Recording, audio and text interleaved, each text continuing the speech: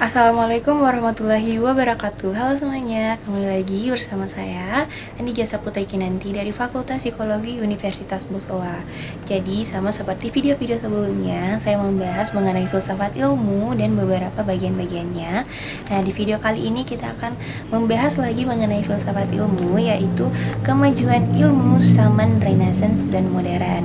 Nah, buat teman-teman semua, mungkin lebih baiknya teman-teman nonton video-video sebelumnya dulu mengenai ruang lingkup filsafat ilmu dan lain-lainnya, biar kalian bisa lebih memahami mengenai filsafat ilmu sebelum lanjut video ini. Dan jangan lupa juga buat like, comment, and share untuk video ini jika kalian suka, dan semoga video ini bisa bermanfaat untuk kalian semua. Baik teman-teman, langsung saja. Kemajuan ilmu zaman Renaissance dan modern. Masa Renaissance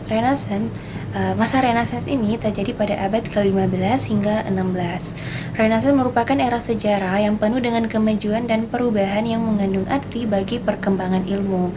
Zaman ini yang menyaksikan dilancarkannya tantangan gerakan reformasi terhadap keesaan dan supremasi gereja Katolik di Roma. Nah, bersamaan dengan perkembangannya humanisme juga, zaman ini juga merupakan penyempurnaan kesenian, keahlian, dan ilmu yang diwujudkan dalam diri jenius serba bisa Leonardo da Vinci. Penemuan percetakan kira-kira pada 1440 Masehi, yang ditemukannya juga benua baru pada 1492 Masehi oleh Columbus, yang memberikan dorongan lebih keras untuk meraih kemajuan ilmu. Nah, kelahiran kembali sastra di Inggris, Perancis, dan Spanyol diwakili oleh Shakespeare, Spenser, Rabelais, and Rorschach. Pada masa itu, seni musik juga mengalami perkembangan. Adanya penemuan para ahli perbintangan seperti Copernicus dan Galileo menjadi dasar bagi munculnya astronomi modern yang merupakan titik balik dalam pemikiran ilmu dan filsafat. Nah, tidaklah mudah untuk membuat garis batas yang tegas antara zaman Renaissance dengan zaman modern. Sementara orang yang menganggap bahwa zaman modern hanyalah perluasan Renaissance, akan tetapi pemikiran ilmiah membawa manusia lebih maju ke depan dengan kecepatan yang besar. Berkat kemampuan-kemampuan yang dihasilkan oleh masa-masa sebelumnya, manusia maju dengan langkah raksasa dari zaman uap ke zaman listrik, kemudian ke zaman atom, elektron, radio, televisi, roket, dan zaman ruang angkasa. Nah, pada zaman Renaissance ini, manusia barat mulai berpikir secara baru dan secara berangsur-angsur melepaskan diri dari otoritas kekuasaan gereja yang selama ini telah membelenggu kebebasan dalam mengemukakan kebenaran filsafat dan ilmu. Pemikiran yang dapat dikemukakan dalam tulisan ini antara lain Nicolaus Copernicus dan Francis Bacon. Copernicus adalah seorang tokoh gereja ortodoks. Ia mengemukakan bahwa matahari berada di pusat jagat raya dan bumi memiliki dua macam gerak, yaitu perputaran sehari-hari dan perputaran yang memutari matahari.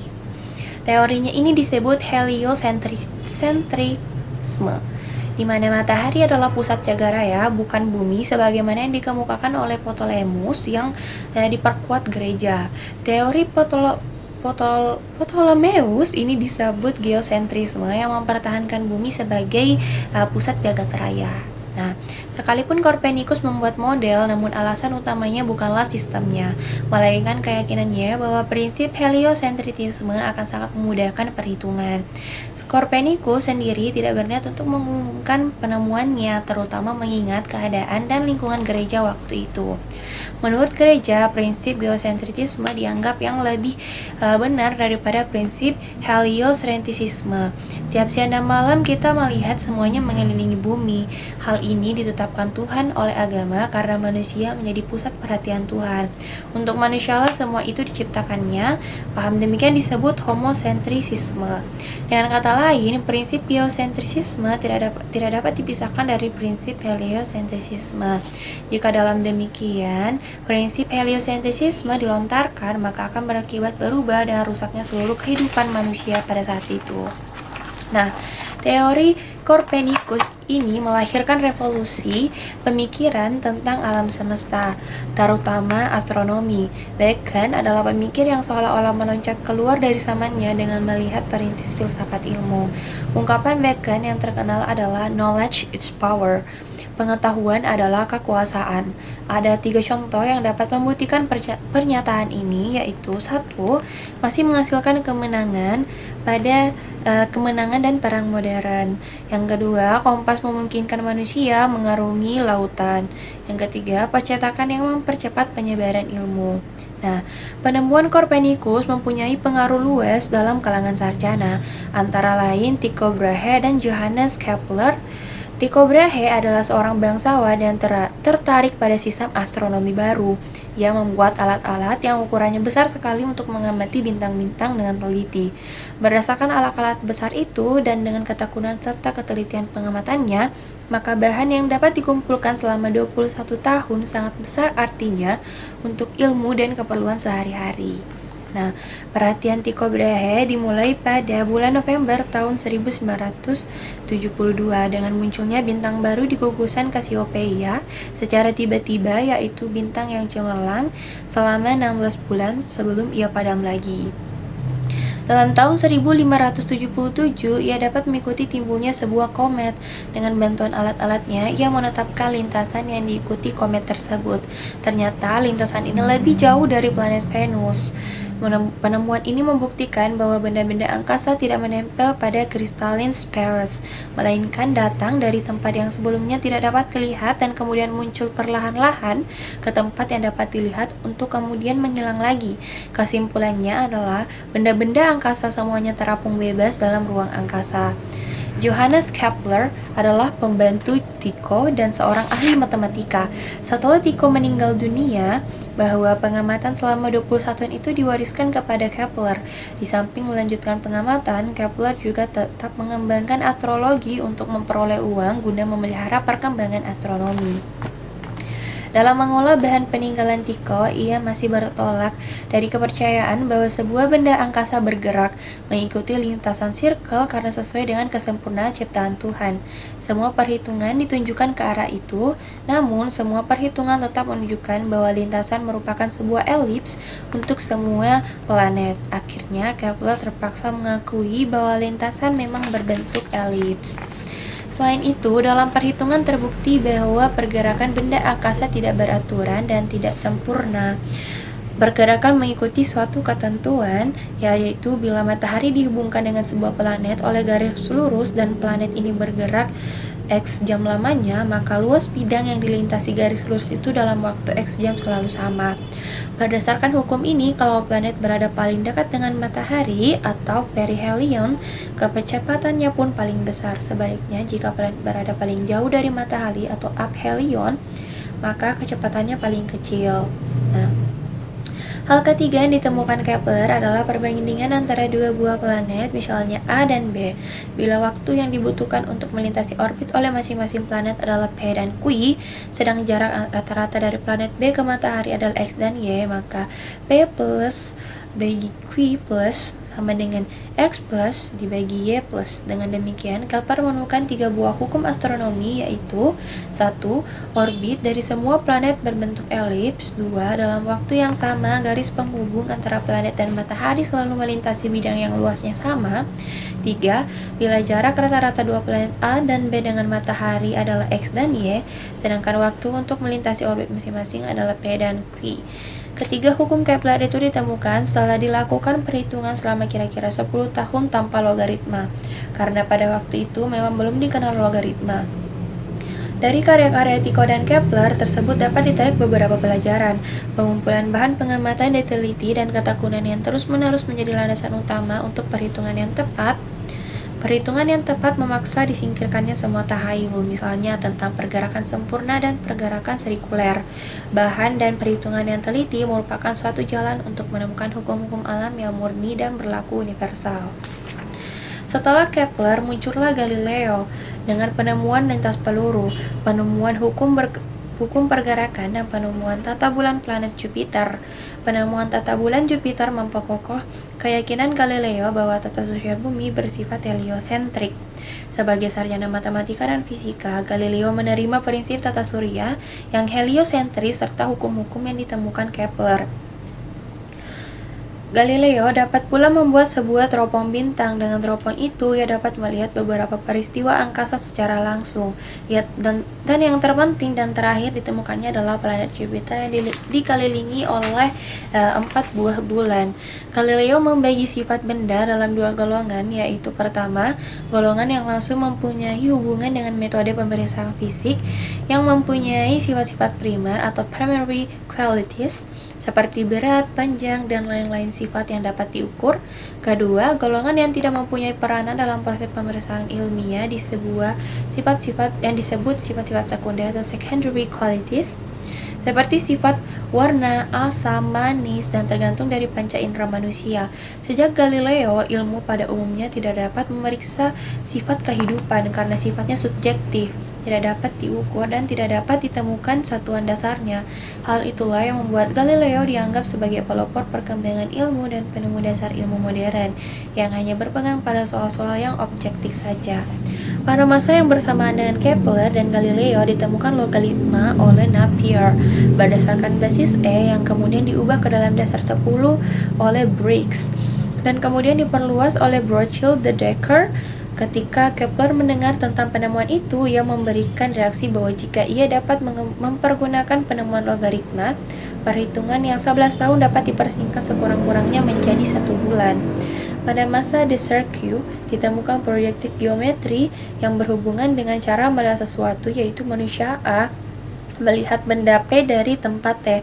Oleh karena itu, melihat hanya mungkin jika ada cahaya, sedangkan cahaya memancar lurus, maka seolah-olah mata dihubungkan dengan benda oleh satu garis lurus, sedang Fermat juga mengembangkan orthogonal coordinate system.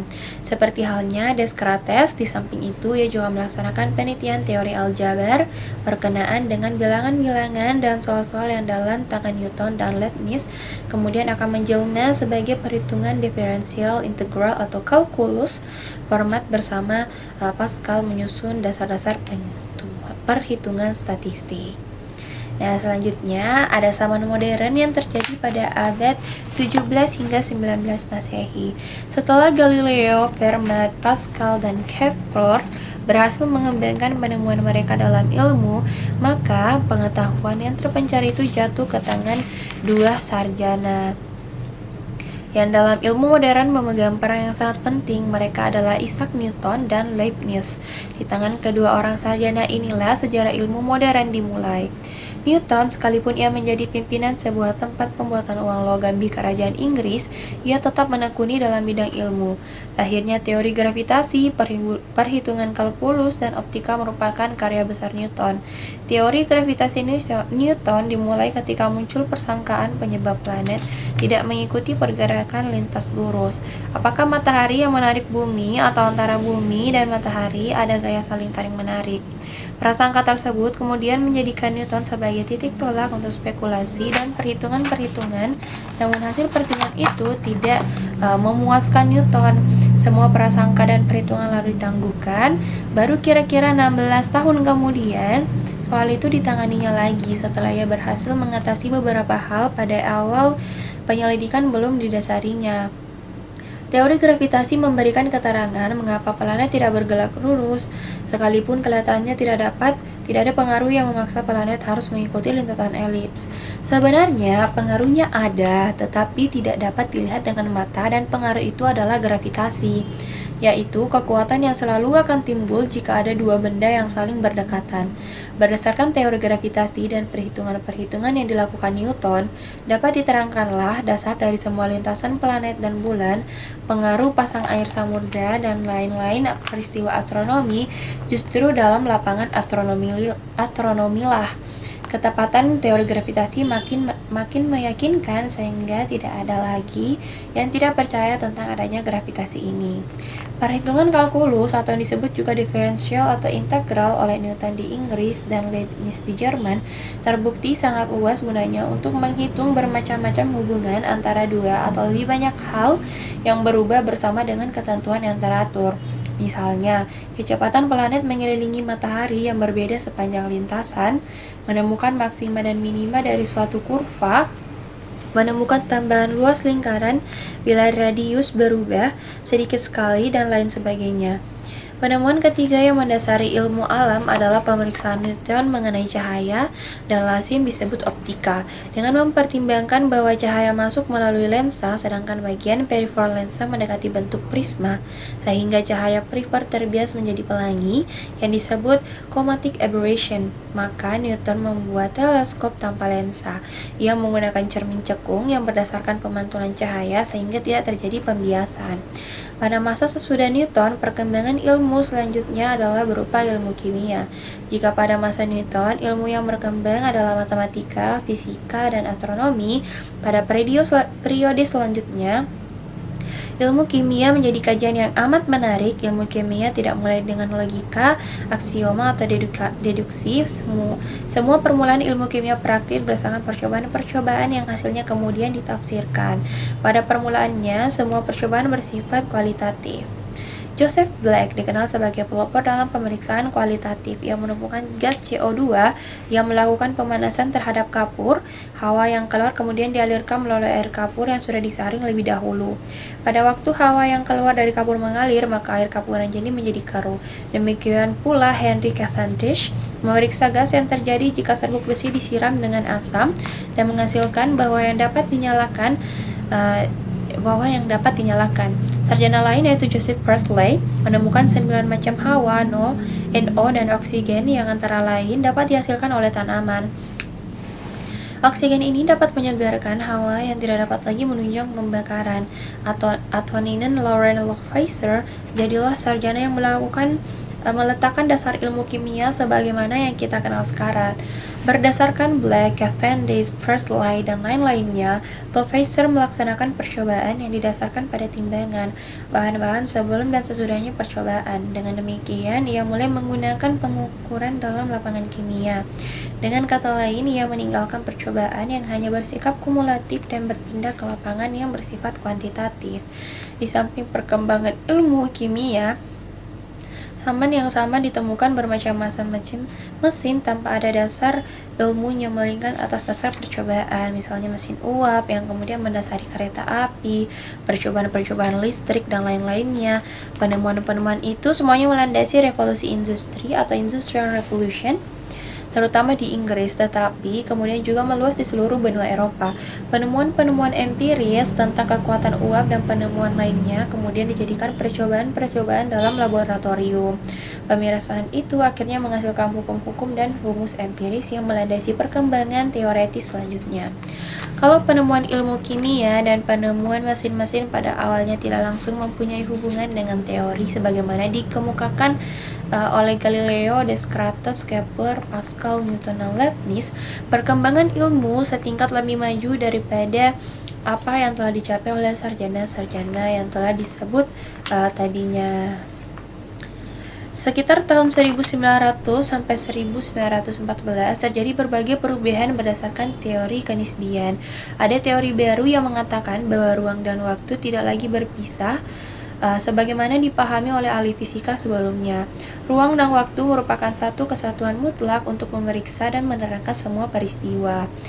Perlu diketahui pula bahwa pada zaman modern ini terjadi revolusi industri di Inggris sebagai akibat peralihan masyarakat agraris dan perdagangan abad pertengahan ke masyarakat industri, modern, dan perdagangan maju. Pada abad inilah James Watt menemukan mesin uap. Alat tenun dari Inggris menjadi penghasil tekstil besar, kemudian diikuti Amerika Serikat dan Jepang menjadi negara industri. Setelah abad ke-18 berakhir, maka perkembangan ilmu modern selanjutnya yaitu pada abad ke-19. Pada abad ini adalah penemuan yang dianggap sebagai penemuan abad tersebut adalah dengan ditemukannya planet Neptunus. Sedang pada abad XX atau 20, secara garis besar terjadi perkembangan yang sangat luas dalam beberapa bidang ilmu, misalnya ilmu pasti, ilmu kimia, ilmu fisika, kimia organik, biokimia, ilmu astronomi, ilmu biologi, dan fisika nuklir. Di samping ilmu-ilmu yang jelas bersifat kuantitatif tersebut, perkembangan pula ilmu-ilmu yang permulaannya bersifat kualitatif seperti ekonomi, psikologi, dan sosiologi. Perkembangan pesat dalam bidang astronomi pada abad ini seperti ditemukannya planet terakhir yaitu Pluto pada 1930. Setelah abad sebelumnya yaitu telah ditemukan planet Neptunus dengan didasari perhitungan yang menggunakan sistem Newton. Dalam abad ini, pengetahuan diperluas kalau dalam abad ini tidak dapat diterangkan sumber energi matahari. Sekarang dapat diketahui bahwa energi tersebut terjadi berdasarkan perubahan atom yang zaman sekarang menjadi tenaga nuklir.